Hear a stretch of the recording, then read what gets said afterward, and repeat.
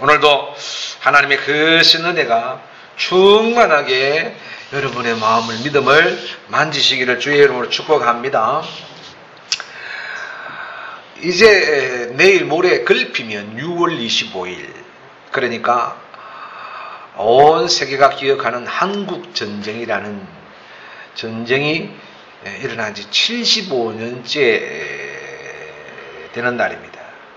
75년 전에 한반도는 죽기 살기로 싸웠습니다. 이 전쟁이 왜 세계 역사에 남는 전쟁이 됐냐 하면 그 피해가 엄청났기 때문에 그래요. 미군은 우리나라에 제가 조사를 해보니까 연인은 178만 9천 명이 왔어요. 37개월 동안 싸웠는데 36,940명이 전사했습니다. 미국이 전쟁으로 우리나라에 지불한 돈이 당시의 화폐 단위로 300억 달러를 이 땅에 퍼부었습니다. 우리 국군 전사자가 18만 5천 명, 유엔군 전사자가 37,623명, 학도의원군 2,000명, 북한군 29만 명, 중공군 19만 명이 죽었고 민간인 150만 명이 죽었어요. 엄청나죠? 전쟁 미망인이 30만 명, 전쟁 고아가 20만 명. 대참상이었습니다. 그야말로 평화의 소중함을 깨닫는 그런 전쟁이었어요. 전쟁이 왜 일어나는가? 역사를 주관하시는 하나님이 그어놓으신 경계선을 인간들이 탐욕으로 뛰어넘기 때문에, 침범하기 때문에 일어나는 것이 전쟁입니다. 오늘의 말씀, 아브라함과 롯은 우리에게 믿음의 두 표본으로 항상 나타납니다. 아브라함은 신앙에 성공한 사람으로, 롯은 신앙에 실패한 사람으로 나타나요. 믿는 사람 중에는 아브라함의 신앙의 걸음을 걷다가 성공하는 사람이 있는가 하면 롯의 노선을 따라가다가 실패하는 사람이 있어요. 그런데 이것저것 다 합쳐서 안타까운 것이 뭐냐 하면 처음에는 아브라함의 신앙의 길을 따라 잘 가다가 그냥 롯의 길에 빠져가지고 방황하는 사람들이 있다는 겁니다. 결국은 두 길밖에 없어요. 좁은 길이 있고 넓은 길이 있듯이 아브라함의 성공의 길과 롯의 멸망의 길, 두 길입니다. 그런데 오늘 이 말씀이 전쟁과 무슨 상관이 있을까요? 한번 연관지어 보는 겁니다. 롯이 소돔과 고모라에 살고 있을 때 4개국 연합군이 쳐들어옵니다. 소돔 고모라를 쳐들어옵니다. 백성들 그리고 모든 재물들 다 불태우고 다 빼앗아 갑니다. 롯도 그 가족과 함께 끌려가게 되어지지요. 그때 아브라함이 소식을 듣고 창세기 13장이지요. 한 장 넘기시면 14장 14절에 집에서 열심히 훈련한 군대 318명을 이끌고 그 전쟁에 참여해서 롯을 그리고 그 가족을 구해냅니다. 롯은 삼촌 아브라함과 함께 하나님의 부르심을 받은 축복의 사람이에요. 그래서 갈대아 우르를 떠나서 함께 같이 모두가 한 보따리 사서 그래서 가나안 땅으로 온 사람이 롯이에요. 두 사람 성공했어요. 부자가 되었어요. 그러면 행복해야 되는데 아니에요. 부자가 되고 여유가 있으니까 싸웁니다. 싸우게 되니까 아브라함이 롯을 부릅니다. 오늘 읽은 말씀 8절 9절 보면 이거 얘기 아닙니까? 너나 나나 우리 한 가족인데 하나님의 자녀인데 서로 싸워서 되겠냐? 그러니 내가 오른쪽으로 가면 나는 왼쪽으로 가겠고 네가 왼쪽으로 가면 내가 오른쪽으로 갈게. 그러니까 네가 먼저 선택해라. 무슨 얘기죠? 싸우지 말자. 우리는 전쟁하지 말자. 그런 내용이에요. 그래서 분가를 제의했습니다. 이때 롯은 어디로 갈 것인가 생각합니다. 사람 생각 없는 사람 전혀 없거든요. 생각합니다. 그때 요단들을 보니까 참으로 비옥합니다. 그래서 요단 지역인 소돔 땅을 택하게 된 거예요. 자, 그런데 문제는 뭐냐? 13절 잠깐 보십시오. 안 읽은 말씀이에요. 13절, 오늘 말씀의 13절 읽어봅니다. 뭐라고 하나님은 그 땅을 소개하고 있는가? 시작. 소돔 사람은 여호와 앞에 악하며 큰 죄인이었더라. 아멘. 그러니까 그 땅은 비옥한 땅은 맞는데 그 땅에 사는 사람들이 어떻다? 여호와 앞에 악하여 큰 죄인이었더라. 땅은 좋은데 사람 질은 안 좋다는 거지요. 그러니까 좋은 땅 가지고 뭐하고 산다는 거요? 죄 짓고 산다, 그런 얘기예요. 좋은 근원 가지고, 좋은 바탕 가지고 못되게 산다, 그런 뜻이에요. 자, 그러면 롯이 좀 생각을 해야 되지 않겠어요? 땅은 좋기는 한데 이웃도 중요합니다, 여러분. 어떤 사람과 사는가 참 중요해요. 그런데도 롯은 조금도 그에 대해서 개의치 않습니다. 개의치 않고 그 땅으로 가지요. 얼마 동안은 평안했던 것 같지요. 그렇습니다. 롯이 아브라함을 떠날 때 마음에 전쟁이 있었어요. 그러니까 옛사람이란 것과 새사람이란 전쟁이 있었을 거예요. 그러니까 전쟁하면서 이랬을 거예요. 삼촌의 곁을 떠날 것인가 말 것인가, 아니면 나는 부와 여유를 택할 것인가, 아니면 나는 하나님을 택할 것인가, 마음에 싸웠을 거예요. 그런데 이 싸움에서, 이 전쟁에서 롯이 졌습니다. 여러분, 이래요. 신앙의 싸움, 신앙의 전쟁에서, 여러분 영적인 싸움에서 지면 반드시 육신의 싸움 지게 되어 있습니다. 그 사람이 진 상태로 있는 모습은 지금 진 게 아니고 그 사람이 영이 진 거예요. 그래서 그 사람은, 영적이지 못한 사람은 항상 지게 되어 있어요. 그때 그렇게 살아가는 롯을 하나님께서 보신다니까요. 하나님이 딱 보시고 참으시고 회개하시고 돌이키시기를 기다리셨습니다. 그럼에도 불구하고 롯은 점점 더 하나님과 멀어져 갔습니다. 여러분 아시나요? 하나님은 사랑이시라. Love is God 많이 보지요. 그런데 하나님은 사랑이시라 이지만 그 사랑은요, 하나님의 인내에는요 한계가 있다는 것이죠. 하나님의 사랑이 무한하신 사랑이 아니고요, 하나님이 사랑하시는 때인 만큼, 인내하는 만큼만 그런 거예요. 그래서 하나님께서 롯을 회개시키시고, 하나님께서 롯을 정신 차리게 하시고, 하나님께서 롯과 그의 가정을 구원해 내시기 위해서 사용한 방법이 뭐냐? 전쟁인 거예요. 전쟁이 왜 일어났는가? 오늘 설교 제목의 답입니다. 뭐라고요? 답은 하나님과 멀어진 롯을 깨우치시려고 하나님 전쟁을 일으키신 거예요. 당신의 자녀가 세상에 도취되어 살면 하나님은 불쌍히 여기시고 회개하기를 기다리십니다. 그러나 회개하지 아니하면 깨우치시려고 여러 가지 방법을 동원하십니다.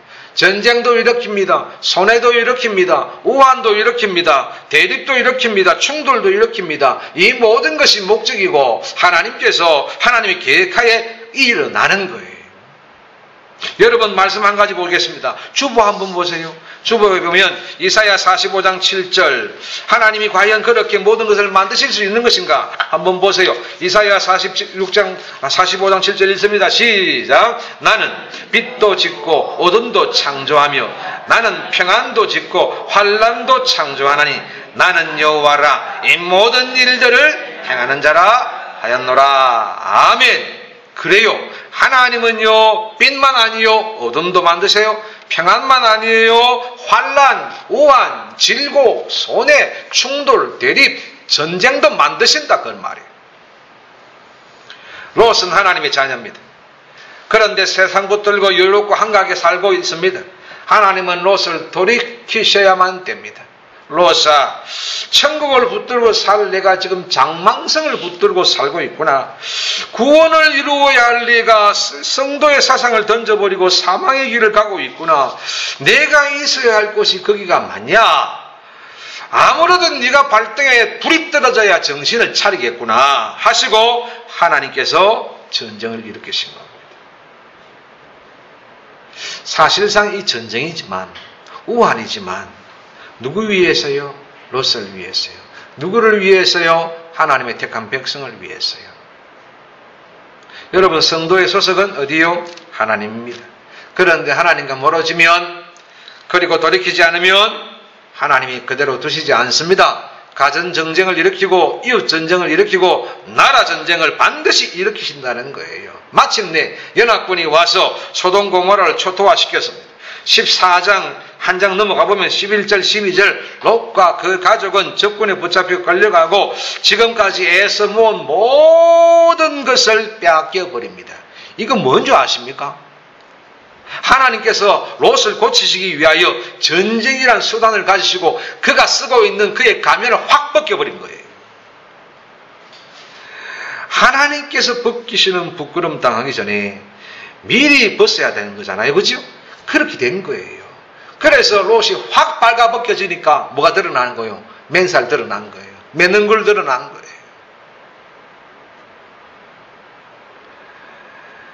이렇게 하나님 전쟁이 일으키십니다. 이렇게 하나님께서 우환을 일으키십니다. 왜? 딴 건 없어요. 어떻게 해요? 너의 가면을 벗어라.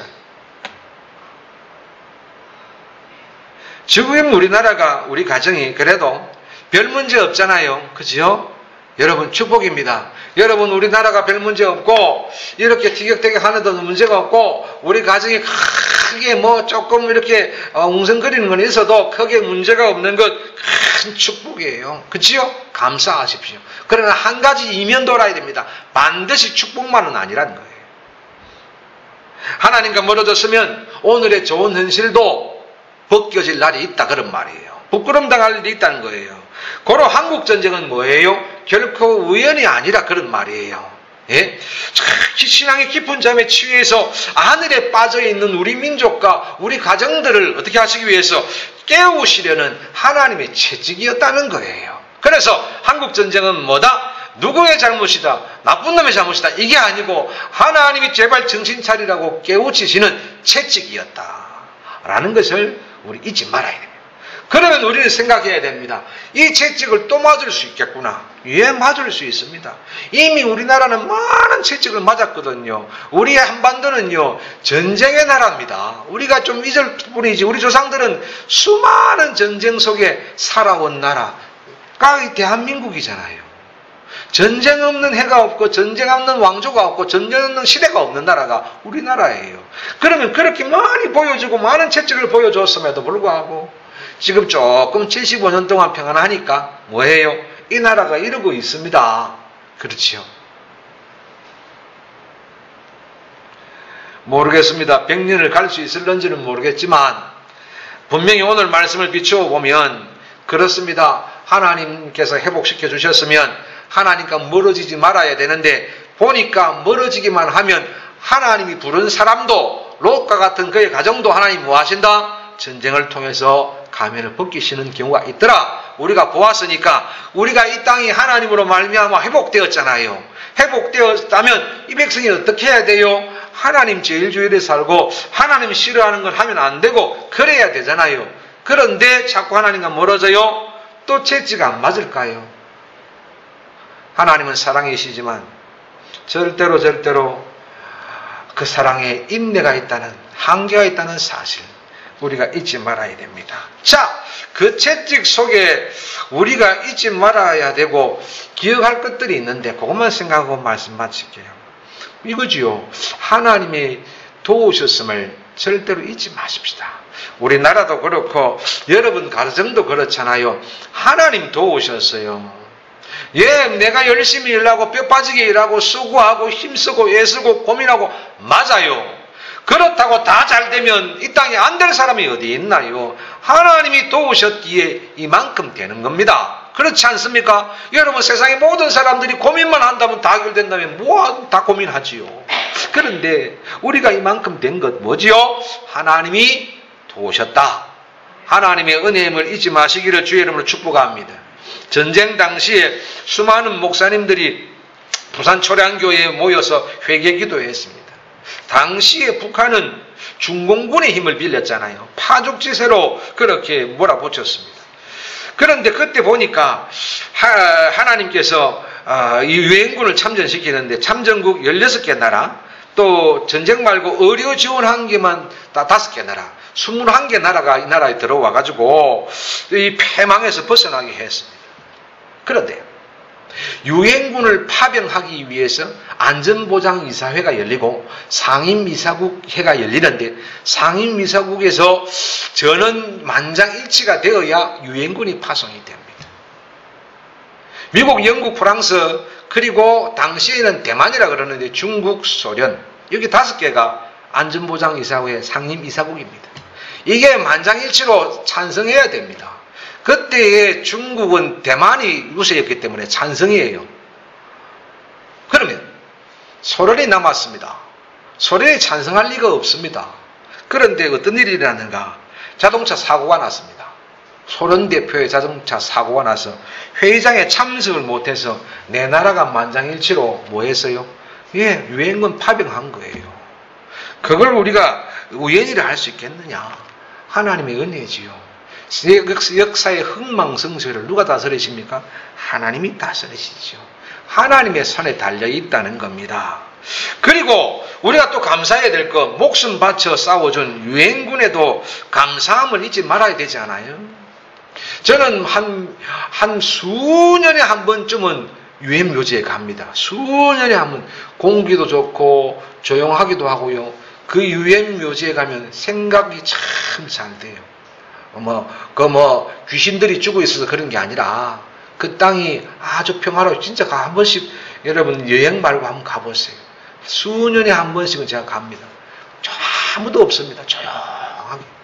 바람 소리, 새 소리, 그리고 풀 냄새, 그리고 생각하는 사고에 빠지는데.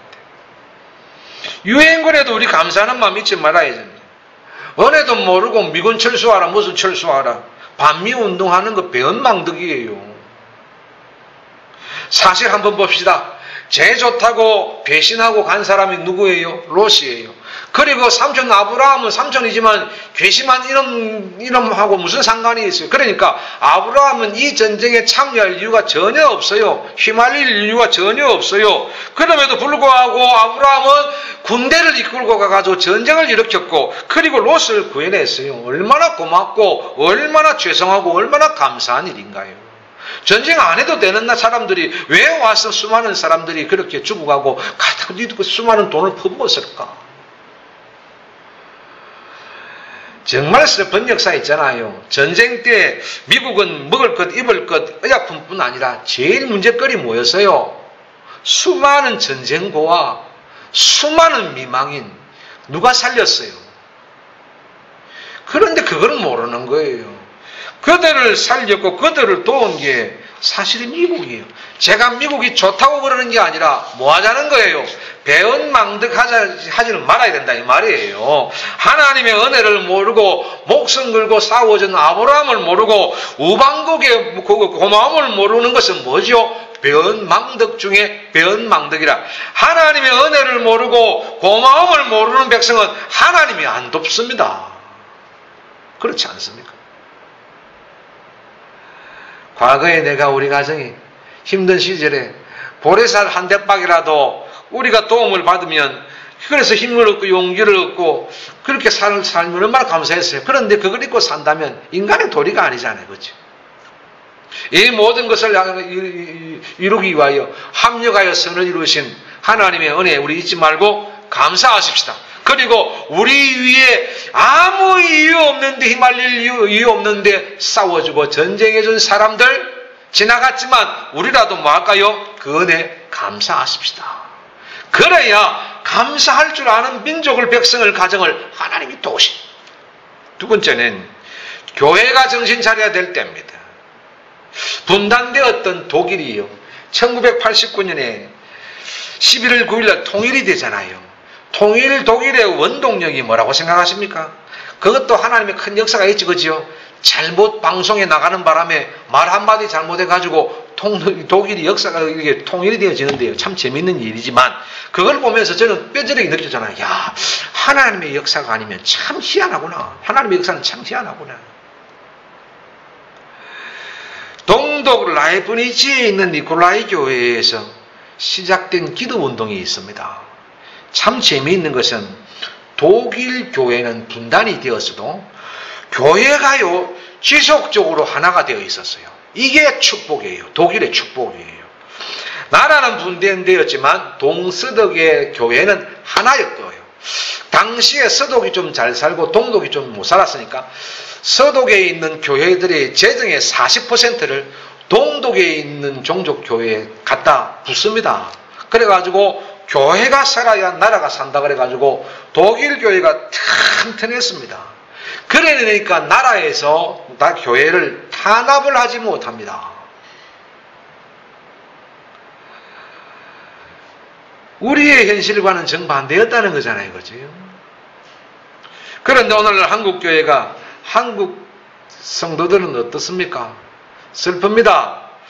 롯의 길을 열심히 걷고 있는 성도가 너무 많아요.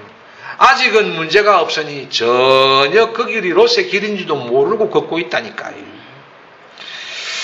하나님의 인내하시는 사랑을 시험하면 안 됩니다. 그러니까 여러분 잊지 마십시다. 교회가, 성도가 정신 차리면 통일됩니다. 은혜로 통일되고 하나님의 역사로 통일 가능하다는 거예요. 그러니까 우리 잊지 마시고 교회가 정신 차리라는 말은 성도가 정신 차리라는 겁니다. 저와 여러분 모두 성도들입니다. 여러분 우리의 영육이 정신 차려서 빨리 하나님의 도움으로 말미암는 그런 통일의 역사를 체험하시기를 주의 이름으로 축복합니다. 그러면 왜 정치인들은 정신 차려야 된다고 말을 하지 않느냐? 입이 아파서 그렇습니다. 거기까지입니다. 세 번째, 나라 전체가 정신력으로 무장해야 됩니다. 우리나라의 군인들의 정신무장 상태가 어떤가요? 요즘 군인이 보입니까? 와, 슬픕니다. 과거 천안함 사건 이후에 군대 간 자식이 전화를 걸어가지고 엄마 무서워 하고 울고 있다는 거예요. 군대 안에서. 이야. 지금 우리나라 군대를 그렇게 얘기한대요. 유치원 군대래요. 유치원 군대. 여러분 부대에서 무슨 일이 나면 사병이 휴대폰으로 집으로 전화합니다. 집으로 전화하면 엄마가 난리가 납니다. 불을 켜고 엄마 사단장에게 전화해가지고 퍼붓는답니다. 그게 더 무섭답니다. 제가 그래서 그걸 들어보고 됐다. 우리나라는 됐다. 아들들 빼고 엄마들을 군대 보내면 되겠다. 무섭도록 싸우니까 막 퍼붓는다는 거예요. 됐다. 안심했습니다. 야, 역시 아들이 아니면 엄마들이 싸우겠구나.